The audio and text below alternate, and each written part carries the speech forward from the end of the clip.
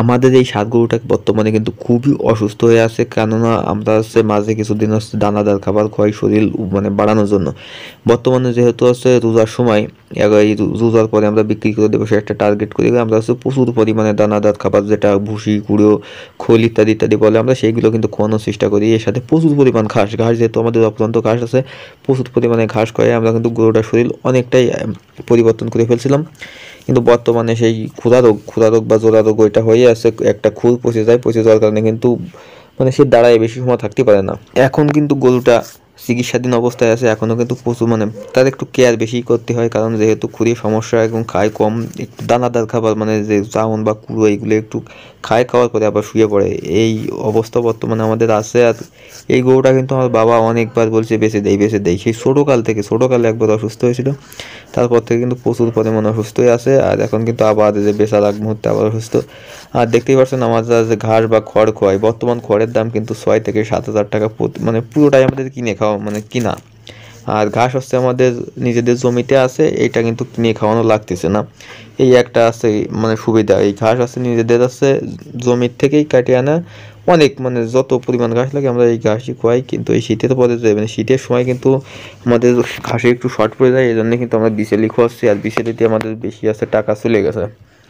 আর এই বিচেলিতে কি বলবো, এই বিচেলি কিনা আছে আমাদের পক্ষে মানে সব থেকে কঠিনতম একটা বিষয়। আজ এই যে আমরা ঘাস কাটতেছি, আমাদের মেশিনটা কিন্তু একেবারে ছোটো মেশিন, সর্বনিম্ন মেশিন। এই মেশিনটা আমরা মাত্র 10,000 টাকাতে কিনছিলাম। আর এটা কিন্তু আমরা একটা সেকেন্ড হ্যান্ড কিনছিলাম, এই যার জন্য কিন্তু আমরা এত কমে কিনতে পারছি। এই মেশিনটা যে সর্বপ্রথম কিনছিল সে কিন্তু এক 1 থেকে 1.5 মাস মতো চালানোর পরেই কিন্তু সে ঘরে ফেলে দেয়, আর চালায় না। আর তারপরেই কিন্তু আমরা এই মেশিনটা কিনে নিয়ে আসি, আমরা কিন্তু চালাচ্ছি দীর্ঘ 3, 4, 5 বছর উপরে হবে, 5 বছর হয়েছে এরকমই হবে। এরপর কিন্তু আমরা সেই একটা মেশিন দিয়ে চালাচ্ছি, মানে সেই এক মেশিন দিয়ে আমাদের কিন্তু কাটতেছে। আর মেশিন কিন্তু ছোটো মেশিন, আমাদের গরুর সংখ্যা কিন্তু 12টা মানে গরু।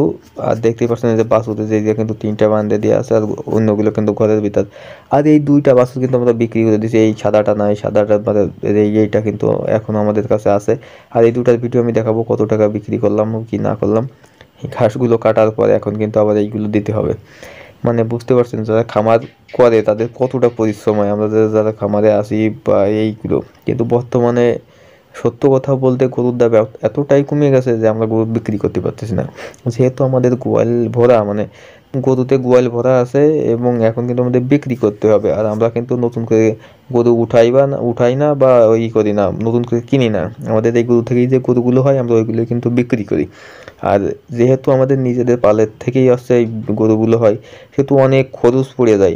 যারা কিন্তু গরু কেনে তারা কমে কিনতে পারলে কিন্তু কমেই বিক্রি করতে পারে, কিন্তু আমাদের যেহেতু গরু প্রচুর পরিমাণে খাবার চলে যায়, সেতে কিন্তু আমাদের মানে ওই বর্তমান বাজারে গরু বিক্রি করে খুবই লস হচ্ছে।